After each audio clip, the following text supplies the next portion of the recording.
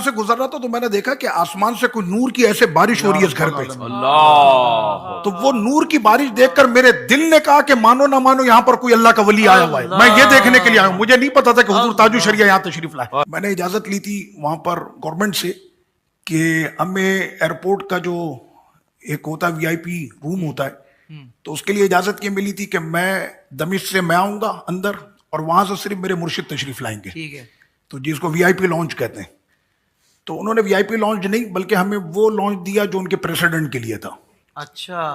मैं आपको हकीकत बता रहा हूं, मैंने तो वीआईपी लॉन्च के लिए बात की थी, लेकिन जब मैं वहां पहुंचा तो पता चला कि नहीं जनाब, प्रेसिडेंट साहब वाला जो रूम है वो हजरत के लिए था। वाह वाह वाह। यहां से हजरत के लिए जो दमिश्क में तलबा थे और उलमा थे, तो तकरीबन कोई 50 से 60 यहां से अंदर दाखिल हुए एयरपोर्ट में, और वहां से हजरत के साथ जो पूरा वफ्द आया था वो भी उसी कमरे में। लग ऐसा रहा था कि ये दमिश्क एयरपोर्ट मेरे मुर्शिद की जागीर है।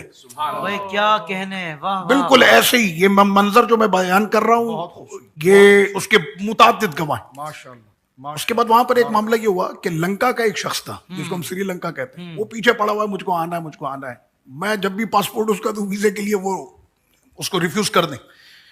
उसने फिर टिकट कोई ऐसा बनाया कि मैं यहां आऊंगा, अगर आने दिया तो ठीक है, नहीं तो फिर मैं यहीं से वापस होकर दुबई और दुबई से मैं चला जाऊंगा। तो वो मेरे पास आया, आकर मुझे कहने लगा आमिर साहब आप हैं? मैंने जी, और रोने लगा। मैंने अपने मुर्शिद के साथ मुल्क शाम की जियारत करनी है। तो मैंने कहा ठीक है हजरत से अर्ज करो। अब वो हजरत के कदमों में बैठ कर कहता है कि हजरत आप कहें ना आमिर भाई को मेरा वीजा लगवा दें। 2 मरतबा मैं इस वीजे को इमिग्रेशन में दे चुका हूं, दोनों मरतबा रिफ्यूज हुआ है कि हम नहीं दे सकते इसको वीजा। जुम्मे का दिन है, एयरपोर्ट पर कोई भी बड़ा अफसर नहीं है जिसके पास अथॉरिटी हो। हजरत ने फरमाया कि आमिर साहब, आमिर इस तरह से कुछ, हाँ आमिर जाइए और जाकर इनका वीजा लगवा दें। तो मैं लेकर गया तो वहां पर क्लर्क बैठा हुआ है जिसके पास अथॉरिटी भी नहीं है। उसको मैंने पासपोर्ट दिया, उसने स्टैंप लगाई, एंट्री की, नीचे अरबी में लिख दिया 4 दिन की इजाजत है, क्योंकि हुजूर का वहां पर क़याम 4 दिन का था।